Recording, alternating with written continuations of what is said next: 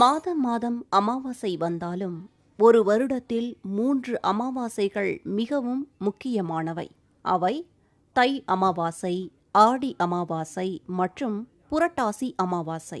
இந்த 3 அமாவாசை தினங்களிலும் மறக்காமல் பித்ரு வழிபாடு செய்ய வேண்டும். தை மாதத்தில் மகர ராசியில் சூரியன், சந்திரன், பூமி ஆகிய மூன்றும் ஒரே நேர்கோட்டில் ஒரே பாகையில் இணையும் பொழுது செய்யும் பூஜைகள், வேண்டுதல்கள், வழிபாடுகள் அனைத்தும் மிகவும் சக்தி வாய்ந்ததாகும்.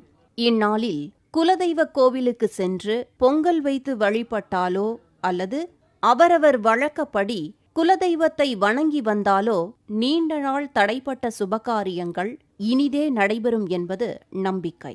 எப்பேற்பட்ட பித்ருதோஷமானாலும் முன்னோர்களை வழிபடுவதால் சகலவிதமான தோஷங்களும் நீங்கும்